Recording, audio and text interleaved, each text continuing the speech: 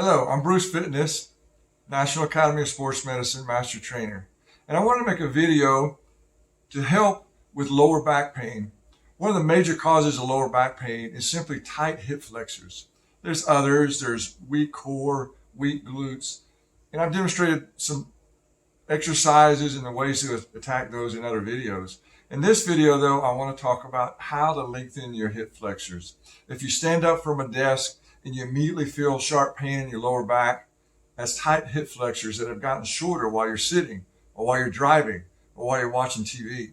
They can remain short as well, so that if you have problems standing up for 5, 10, 15 minutes without getting very tight or sharp pains in your lower back, that's a combination of weak core, weak glutes, but also tight hip flexors that cause the top of your pelvis to tilt forward, what we refer to as anterior pelvic tilt.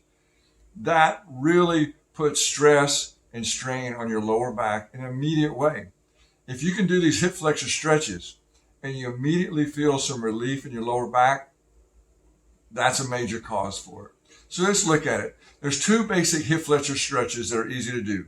One is on your knees. So you put one foot in front of the other, plant the front foot nice and firmly, so not up on the balls of your feet, but nice and firm, because you're going to put some weight on that. Your knee on a pad or something soft. But then I need you to brace. Brace is just pressurizing and tightening up 360 degrees around your core. The reason why this is really important on any kind of lower body exercise, but even lower body stretches, such as for hip flexors, is it controls the pelvis. You can do hip flexor stretches and actually go in and start stretching your hip flexors, but if you don't control your pelvis from actually tilting forward, it's not going to stretch your hip flexors. So it is very important to brace. Tighten that up, squeeze your glutes is a little trick, but also tighten your lower ab, kind of sink down, pressurize 60 degrees around your core, and it should relieve any kind of lower back symptoms immediately if you're feeling them. Once you've got that braced, then start moving forward. Don't let your upper body come forward. You want to get that tension in your hip flexors. I'll change legs so we can look at that. Hip flexors right through here. We want to increase the angle between the torso and our thigh. Brace, move forward, keeping ourselves nice and straight, posture good, head, shoulders aligned. You can increase this stretch by simply raising your arm of the leg that is down, tilting away, and then slight rotation. And that's going to add an additional stretch into the hip flexors. You want to hold it for 30 seconds. You can hold it more, but try to hold it for at least 30 seconds. It's important to give that body the response it needs to start releasing those hip flexors. Do both sides, even if one side seems tighter than the other, which is pretty normal.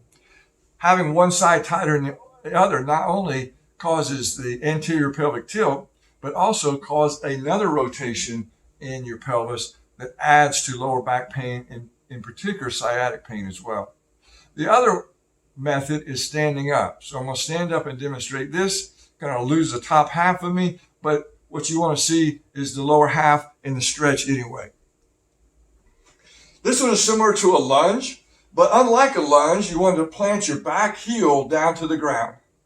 And then you want to keep your back knee locked and straight. You want to brace again, always brace. Keep your pelvis straight. Don't let it flush off like that. Again, you're not going to be stretching your hip flexors like you want. If you allow that, keep it straight. Good posture all the way up. You can't see my head, but my head is in line with my shoulders. Bracing, and then ease yourself down, keeping the body up straight, and feel the hip flexor stretch. You might feel it all the way down to your thigh. You may feel some stretch in your calves if your calves are tight. All good. I'll hold this as well for 30 seconds. You can hold it more, but at least 30 seconds, and then change legs. Again, it's not uncommon to have one side much tighter than the other, and that is another symptom that tight hip flexors is causing a lot of your lower back pain. If you have any questions, just message me on Bruce Fitness on Facebook.